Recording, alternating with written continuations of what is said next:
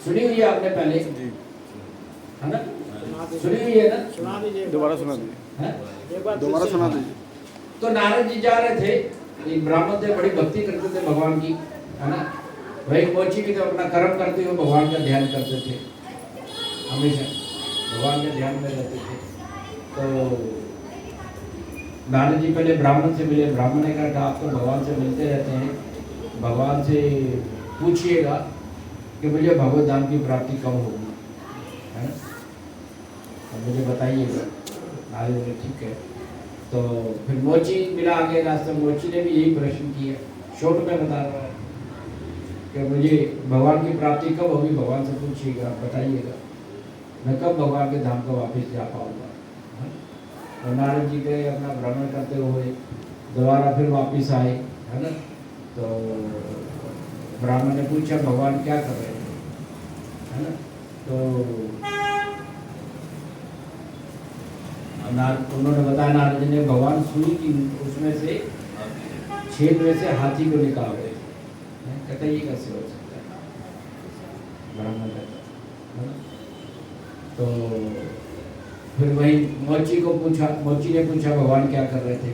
नारद जी ने यही जवाब दिया कि भगवान सुई के नके में से हाथी को निकाल रहे थे। कहते भगवान है, कुछ भी कर सकते हैं।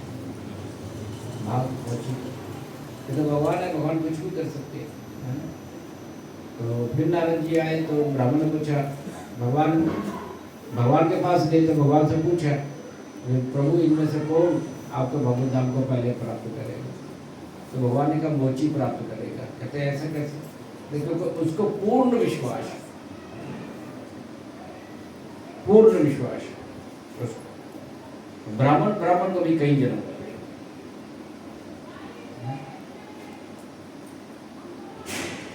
तो जब नारद जी आए, उन्होंने दोनों को उनकी स्थिति बताई, तो मोची तो नाच लगा। ब्राह्मण को घमंड कि मैं तो बहुत बड़ा ब्राह्मण हूँ, बहुत भगवान का ध्यान करता हूँ, सेवा करता हूँ। लेकिन मोची अपना कर्म करते हुए हमेशा भगवान को परम नियंता मानता है, कंट्रोलर। ये विश्वास, ये फेथ वो हमारे अंदर नहीं। हम भगवान का कंट्रोलर, हम देवी को मान लेंगे, देवता को मान लेंगे, सोमवार को चले जाएंगे, इधर चले जाएंगे, उधर चले जाएंगे। हम ये समझते हैं परम कंट्रोलर कौन है? भगवान है। नियंता कौन है? भगवान है। हम भटकते रहते हैं। अरे मांगना भी है तो इनसे मांगो ना। अगर कुछ चाहिए भी तो भगवान कहते मेरे पास आना, मैं दूंगा ना तुझे। अगर कोई करोड़पति बाप हो और उसका बेटा पड़ोसी के यहाँ जाके मांगे तो कैसा लगेगा? बाप तो बहुत दुखी होगा ना, है दुखी होंगे। बाकी सामने बहुत दुखी होंगे। अब प्रभु है हमारे, है ना? सब कुछ देने वाले, कंट्रोलर, नियंता, सब कुछ है भगवान, है ना? भगवान के रहते हुए हम जो उनके पार्षद है, पार्षद भी नहीं है, उनके अध्यक्षता में कार्य कर रहे हैं देवी देवता, उनके वजह के मांगते हैं हम लोग। तो भगवान प्रसन्न होंगे क्या? भगवान भगवत गीता में भी कह रहे हैं, ठीक है देवी देवता की जो पूजा करते हैं, पहले के श्लोकों में आ चुका, वो उनके लोगों को जाएगा। पितरों की पूजा करते हैं, पितरों के लोगों को जाएंगे, है ना? उन्हीं के लोग को जाएंगे। फिर भगवत प्राप्ति नहीं होगी। जैसा जैसा आप भाव रखोगे, जिस भाव से जिसको भजोगे, उसी की प्राप्ति होगी, भगवान की प्राप्ति नहीं होगी।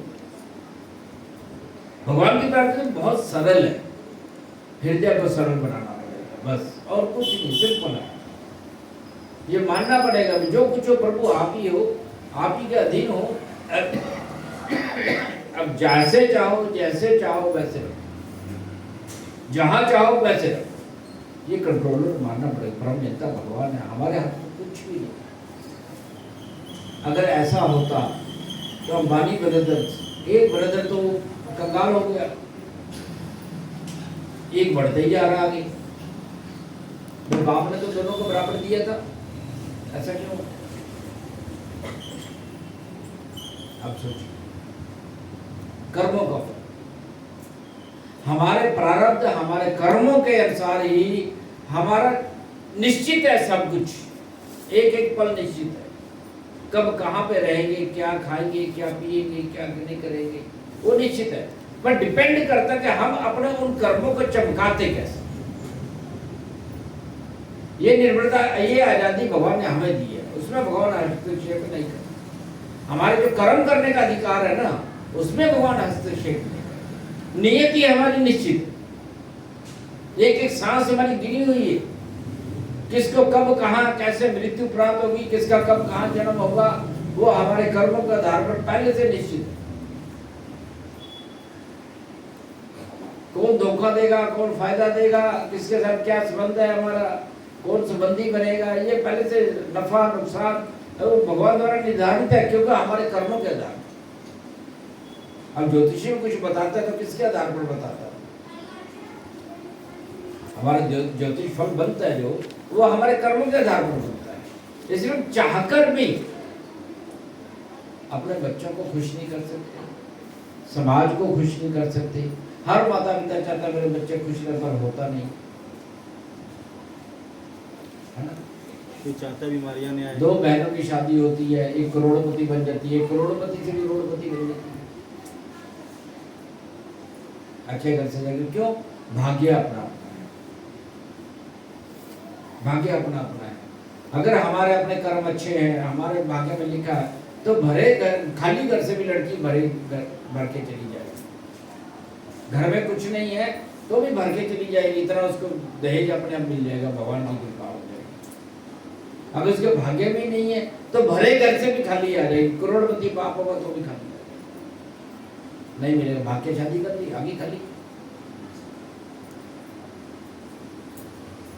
ऐसे हमारे बिल्कुल लाइव उदाहरण है। मेरी मदर की एक फ्रेंड थी गांव में, है ना, तो मेरे फादर गए, जैसे शादी के बाद जाते हैं, दामाद जाता एक दो बार, दूसरा फिर तीसरा फिर आता, तो मेरी मदर की फ्रेंड ने मजाक में बोल दिया।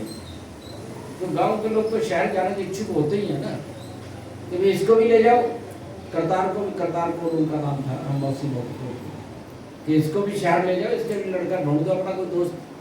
तो मेरे फादर के पास एक आते थे, फादर के दोस्त भी थे, अच्छी मित्रता भी थी, पटवारी थे उस जमाने के, है ना, तो उनसे रिश्ते की बात चलाई, तो रिश्ता